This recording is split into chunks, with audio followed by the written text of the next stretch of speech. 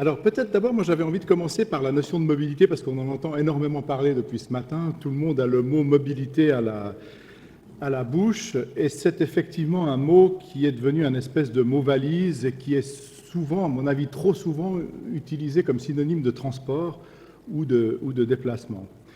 Alors pour moi c'est très frustrant de considérer la mobilité comme simplement du déplacement ou pire encore du transport.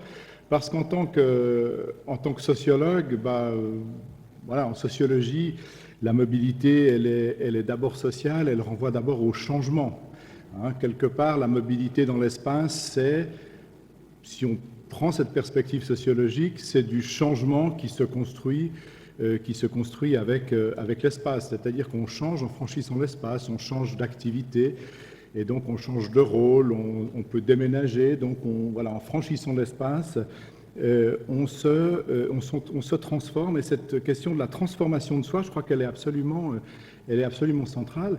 N'oublions pas que le transport n'est qu'un moyen pour atteindre cette transformation de soi et franchir l'espace. Et ça me paraît être un point de départ qui est vraiment absolument essentiel. Et si on veut approfondir cette notion de mobilité et tout ce qui va avec, la question de la mobilité inclusive, la question des inégalités, je crois que c'est très important de reposer ce fondamental-là. Alors, une fois qu'on a dit ça, qu'est-ce qu'on a dit, hein? Alors, moi, je vais peut-être partir de là simplement pour construire mon raisonnement sur la mobilité. Alors, si on essaye d'approfondir en se disant ben, la mobilité, ce n'est pas nécessairement que du transport, mais ça renvoie à la transformation de soi. Alors, on a besoin, je crois, d'emblée de considérer trois ensembles de phénomènes différents. On en a déjà parlé ce matin de façon assez précise. Il y a d'abord cet ensemble, tout ce qui relève de l'offre et de l'accessibilité.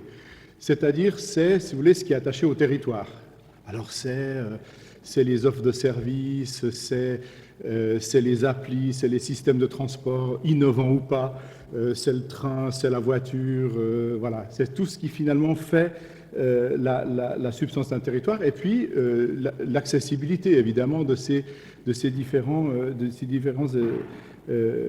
équipements. Donc ça, c'est un premier ensemble. Il y a un deuxième ensemble, quelque part, qui lui fait face, c'est ce qui relève des personnes, c'est-à-dire, c'est leurs aptitudes à se saisir de on pourrait dire ces prises dans le contexte, c'est-à-dire ces offres qui sont disponibles à certaines conditions d'accessibilité, et c'est ce que j'appelle l'aptitude à se mouvoir ou la motilité. Et ça, c'est quelque chose d'absolument essentiel. Vous pouvez avoir un territoire qui est extrêmement bien équipé, si personne n'est capable de se saisir de ces opportunités pour en faire quelque chose, il ne va pas se passer grand-chose. Voilà, donc c'est quelque chose qui est vraiment essentiel. Et le troisième élément, c'est la rencontre du territoire et de ses accessibilités avec les aptitudes à se mouvoir, et c'est que quand les deux se rencontrent que finalement on peut parler de mobilité.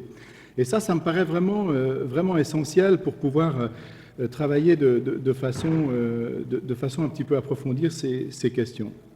Pour comprendre, pour pouvoir travailler la mobilité, bon, vous me pardonnerez un propos un peu académique, comme professeur à l'EPFL et directeur scientifique du Forum Vie Mobile. Voilà, je pense que c'est important, je pense que ce n'est pas juste pour le dire, il y a vraiment des choses là qui sont centrales. Alors si on reprend maintenant ces différents points, c'est ce que je vous propose de faire, de considérer d'abord le territoire, puis les aptitudes à se mouvoir pour ensuite peut-être finir sur des questions de mobilité. Alors, peut-être commencer par la question de l'offre et de l'accessibilité. Bon, un des enjeux, le grand enjeu, c'est aussi pour ça qu'on est là aujourd'hui, il y a énormément de réflexions là autour, c'est de se dire, mais dans le fond, comment est-ce qu'on peut offrir des alternatives à l'autosolisme, donc l'utilisation de l'automobile seule, l'automobile que l'on possède, et de façon non inégalitaire, c'est-à-dire finalement en résolvant peut-être un certain nombre de questions liées excusez-moi, les inégalités d'accès. Alors, donc, on le fait pour des raisons environnementales, pour des raisons sociales. En étant même plus précis, on pourrait dire que de nombreuses personnes n'ont pas accès à la conduite, hein, de toute manière, la conduite de l'automobile. Donc c'est par essence inégalitaire. On peut penser aux jeunes en particulier, mais pas que. Voilà, j'entends même avec le permis à 16 ans. Voilà, on n'a pas tout de suite 16 ans quand on est, et puis bon, il y a une part importante de la population qui n'a pas directement accès à la voiture en tant que conducteur, et puis même plus généralement, qui n'a pas les moyens de se payer une automobile. Donc pour toutes ces raisons, c'est effectivement important de s'intéresser, et ça a bien été dit à travers de multiples exemples ce matin, à la question de l'offre et de l'accessibilité. Alors, une fois qu'on a dit ça, moi, il y a une chose qui me paraît absolument essentielle, et c'est là qu'on revient sur les questions peut-être de transport. C'est-à-dire que, bien sûr, l'offre de transport dans ce dispositif, elle est importante. Donc, on aurait envie d'avoir une accessibilité alternative à la voiture qui soit un seul système de transport, qui soit, si possible, unifié. S'il faut se connecter à 17 applis différentes pour avoir accès au territoire environnement et y avoir vraiment... avoir une réelle accessibilité, évidemment, ça va poser problème. Donc, il y a la question de l'intégration des services, il y a la question de la tarification. On aurait envie d'avoir une espèce de super carte orange dans les régions rurales qui vous donne accès à tous les services, transport public. Enfin, c'est un thème à la mode, c'est le Mobility as a Service. Vous connaissez tout ça sur le bout du doigt. Moi, ce que j'ai envie de vous dire, c'est un des éléments, mais c'est de loin pas le seul. Et ça a été un petit peu abordé ce matin, mais j'aimerais enfoncer ce clou-là maintenant.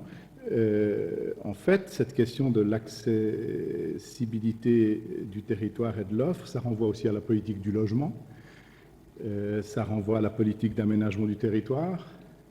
J'entends, si dans une petite ville, tous les commerces sont situés en entrée de ville à 2 km avec 3 giratoires pour y accéder de facto, même si c'est tout près, il y a pratiquement qu'en automobile qu'on peut y aller. Et donc, il y a quand même des questions qui sont extrêmement fortes là, sur des politiques qui ne sont pas directement des politiques de transport. Il y a les politiques temporelles, la question du temps. Il y a eu tout un courant de recherche dès les années 90 en Italie qui avait posé cette question de l'urbanisme du temps, de l'aménagement du territoire en termes de temps. C'est quelque chose qui, évidemment, est absolument essentiel. Si on pense à une région un peu reculée où beaucoup d'actifs vont travailler dans le petit centre voisin, aller à 30 km en voiture, si quand ils rentrent, tous les magasins sont fermés, de toute façon, ils ne feront pas leurs courses dans cette localité, mais ils la feront dans le petit centre où ils travaillent. Donc il y a des questions d'horaire, il y a des questions d'horaire de service public, il y a des questions d'horaire de service à la personne. Donc il y a toute cette question du temps, il y a évidemment la question de la politique de l'emploi, la question du télétravail.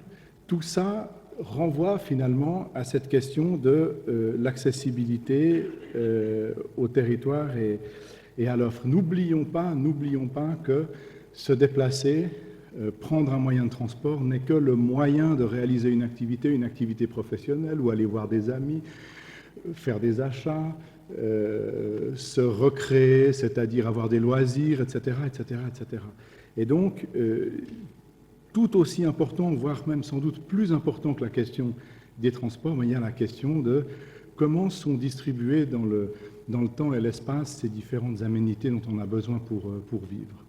Donc ça, c'est le premier point sur lequel j'avais envie peut-être d'un peu insister, donc sur cette question donc, de l'offre et de l'accessibilité. Maintenant, si on en vient à la question des aptitudes à se mouvoir, donc le versant de la personne, ce que j'appelle, et ce n'est pas une faute de frappe, la motilité. La motilité, c'est une notion qui vient de la biologie, c'est parler de l'aptitude à se mouvoir des êtres vivants. Alors là aussi, je pense qu'il y a une question qui est vraiment essentielle, c'est de ne pas cantonner cette question d'aptitude à se mouvoir à une question d'accès. De se dire, bon voilà, est-ce qu'on a suffisamment d'argent pour accéder? Est-ce qu'on habite suffisamment près du service? Est-ce qu'on peut... Bon. Là, l'accès personnel, c'est évidemment une dimension importante, mais dans cette motilité, dans cette aptitude à se mouvoir, il y a aussi la question des compétences, et il y a la question des envies, des appropriations, des projets. Qu'est-ce qu'on a envie de faire avec voilà, ce qui est accessible. Est-ce que ça correspond à nos aspirations? Et ça, c'est quelque chose qui est absolument, je crois, essentiel, et notamment si on travaille sur la question des inégalités, il est clair que les inégalités sociales, au sens, entre guillemets, classique du terme, sont structurantes des inégalités de mobilité et des inégalités en matière d'aptitude à se mouvoir. Pour les trois dimensions que j'ai citées, c'est-à-dire la question des accès, la question des compétences et la question des envies, tout ça, évidemment, est lié aux positions. Je pense à la question des compétences, par exemple, les compétences linguistiques pour voyager dans le monde contemporain. Donc, les inégalités structurent les mobilités, mais à l'inverse, les mobilités sont aussi à l'origine d'un certain nombre d'inégalités qui sont peut-être plus nouvelles, ou peut-être qu'on redécouvre. On a toujours l'impression que les choses sont nouvelles, mais des fois, elles ne sont pas si nouvelles que ça. On vit dans un monde où il y a une injonction à la mobilité dans le monde du travail qui s'est beaucoup développée ces dernières décennies. Donc, ces injonctions à la mobilité, elles créent des inégalités, elles provoquent des inégalités de genre, concernant aussi des inégalités en termes de rythme de vie. Quand vous faites 2 heures pour aller travailler, voilà, parce que vous n'avez pas trouvé un travail plus proche et qu'il n'est pas possible de déménager, non seulement ça coûte cher, mais en plus ça vous prend énormément de temps, ça vous mange vos temps de temps libre, et donc ça crée ce type d'inégalité. Ce que je veux vous dire par là, c'est qu'il faut vraiment analyser sur le plan de la personne, les aptitudes à se mouvoir en lien avec les inégalités, vraiment de façon dans les deux sens, c'est-à-dire comme producteur d'inégalités et comme produit d'inégalités. Alors, si on, peut-être pour terminer, je voulais vous donner un exemple d'une recherche qu'on a menée, parce que sinon ça donne un propos qui est extrêmement abstrait, pour vous montrer que la motilité est une composante qui me paraît, qui est essentielle en fait d'une politique de mobilité inclusive et qui ne se résume pas à une question d'accès. Je voulais vous montrer voilà, les résultats d'une recherche qu'on a eu l'opportunité de mener avec le Forum Vie Mobile sur cette question. Dans quelle mesure l'aptitude à se mouvoir, la motilité, constitue-t-elle une ressource pour l'accès à l'emploi? Donc c'est une recherche qui a été réalisée sur des terrains français, notamment en lien avec l'association Mouvance, que peut-être vous connaissez. Donc il y a eu des analyses de données issues du diagnostic de Mouvance. Mouvance, c'est un réseau d'associations qui fait des diagnostics de motilité, voilà, d'aptitude à se mouvoir, qui reprend les différentes dimensions que je vous ai énoncées. Puis ensuite, on a eu l'occasion de mener une enquête quantitative dans les agglomérations de Clermont-Ferrand et de Montbéliard, qui a été complétée par des enquêtes qualitatives. Il s'agissait de voir dans quelle mesure la population qui se présente dans le réseau Mouvance pour acquérir une formation à la motilité en a effectivement besoin. Alors je voulais vous montrer surtout alors on a travaillé sur les accès, les compétences et les projets de mobilité. Voilà, je voulais surtout vous montrer ce graphique-là. Donc ça, c'est un indice de motilité. Vous voyez, on l'a coupé en 5 quintiles. Donc le 1, c'est ceux qui en ont le moins. Voilà, Q1, donc le 20% dans l'échantillon représentatif de la population à Clermont-Ferrand et Montbéliard, le 20% de la population qui en a le moins, le Q2, Q3, Q4 et Q5, le 20% qui en a le plus. Et voilà, l'échantillon des diagnostics mouvements, c'est plus de 3000 questionnaires. Voilà, c'est les mêmes questions. Vous voyez qu'effectivement, les personnes qui se présentent pour un diagnostic chez Mouvance sont pratiquement tous dans le premier quintile. Donc ça montre l'importance de cette question-là. Après, et je termine avec ça, alors, quand on regarde concrètement qui y a dans ces différents quintiles, on voit les inégalités dont je vous parlais. L'inégalité de genre, vous voyez que dans le premier quintile, il y a beaucoup plus de femmes parmi ceux qui ont le moins de motilité. Au niveau des tranches de revenus, on a aussi une association, bien qu'elle soit moins forte. Vous voyez, vous avez dans le premier quintile, donc ceux qui ont le moins d'aptitude à se mouvoir, 27% ont moins de 1 000 € par mois de revenus. Et puis, concernant l'accès à l'emploi, eh bien, on peut faire un peu le même exercice. Vous voyez que dans le premier quintile, on en a 26% qui sont en recherche d'emploi dans l'échantillon représentatif de la population, et que voilà, ça se joue beaucoup entre le premier et le deuxième quintile. Donc voilà, moi je voulais vous montrer ces résultats parce que je les trouve importants. Après, donc les personnes qui ont suivi le diagnostic de mouvance, on les a interviewées après avoir suivi le diagnostic pour comprendre un petit peu ce qui les avait aidées, ce qu'elles avaient appris à travers ce diagnostic de motilité, et en quoi ça les avait aidées à apprendre peut-être à se mouvoir. Donc il y a la question, je vous laisse les lire, là, c'est écrit suffisamment en gros, hein, la question du non-recours. Ça facilite également l'aide aux outils d'aide à la mobilité. Ça permet d'explorer le territoire, des territoires différents de ceux dont on a l'habitude. Et puis je termine avec ça, ça élargit l'employabilité de différentes manières. Je vais m'arrêter là. Je voulais juste peut-être pour terminer vous dire quelque chose qui pour moi est essentiel par rapport à ces résultats. C'est de dire que la mobilité, c'est une question d'éducation aussi, par le biais de la question le questionnement de la motilité. Ça n'est pas qu'une question d'apprentissage. Vous voyez, à travers ces extraits de citations et aussi à travers les analyses quantifiées avec les quintiles que je vous ai montrés, ça n'est pas qu'une question de passer le permis de conduire, de savoir faire du vélo, c'est beaucoup plus large. C'est une question d'éducation et sans doute qu'il faut penser à une éducation à la mobilité. Voilà, je vous remercie. Merci beaucoup.